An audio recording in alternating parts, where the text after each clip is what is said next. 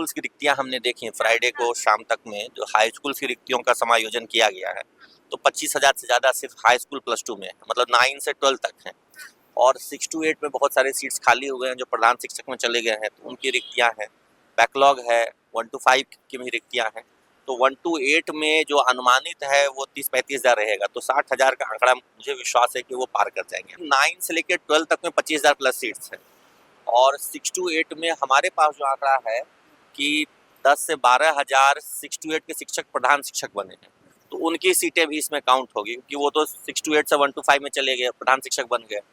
Plus प्रधान शिक्षकों की वजह से रिक्तियां क्रिएट हुई हैं, बहुत लोग इधर उधर गए हैं, तो वो सारी रिक्तियों की मिला करके 35,000 का आंकड़ा वहाँ से कम 35,000 प्लस आना चाहिए। तो दोनों मिला करके देखिएगा 1 से लेकर 12 तक में, तो 60,000 प्लस का आंकड़ा जाना चाहिए। अगर मतलब सरकार कुछ सीटों को अगले चरण के लिए नहीं रोकना चाहे, कभी कभी ऐसा होता है जैसे TRE 1 और 2 में हुआ था कि 6 to 8 का सीट नहीं दिया गया था, भाई हम TRE 2 में देंगे। अगर उस तरह से कुछ सरकार रोकना चाहे कुछ स्पेसिफिक सीट्स को, या क्लास 1 to 8 को कभी 1 to 8 में सीट्स नहीं देंगे, अगले राउंड में देंगे, वो एक अलग बात। लेकिन जो रिक्तियां हैं, मैं वो बता रहा हूँ कि 60,000 प्लस रिक्तियां हैं, और उसके ये अब आयोग पर निर्भर करता है कि आयोग, चूंकि उसके अपनी परीक्षा का कैलेंडर भी होता है, तो उस परीक्षा के कैलेंडर और जो खाली डेट्स हैं, क्योंकि पहले से भी कुछ एग्जाम शेड्यूल हुए हैं। AEDO का जो एग्जाम था फरवरी मतलब होना था, अभी जनवरी में ही होना था, उसको रीशेड्यूल करके अप्रैल ले जाया गया है। और शायद बिहार SSC का भी एग्जामिनेशन इसी बीच में होना है, और मैट्रिक और इंटर की परीक्षाएं भी फरवरी महीने में होती हैं।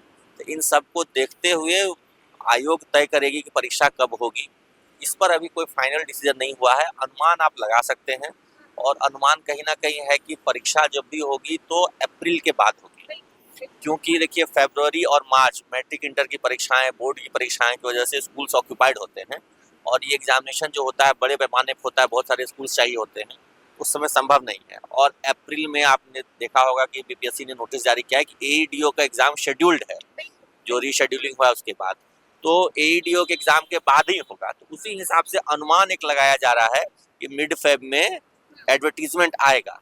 तो एक बार क्या होता है ना, देखिए जब शिक्षा विभाग ने रिक्तियां तय कर दी और उसकी अधियाचना BPSC को भेज दिया, तो फिर छात्र और अभ्यर्थी एकदम निश्चिंत हो जाएंगे कि भाई हमारे विषय में, हमारे क्लास के लिए इतनी सीटें हैं और हमें इस अनुरूप तैयारी करनी है। क्या उनका एक होता है एक्सपेक्टेड जो एक्सपेक्टेशंस है, कितनी सीटें आएंगी कि नहीं आएंगी, वो सारा क्लियर हो जाएगा, कन्फ्यूजन दूर हो जाएगा।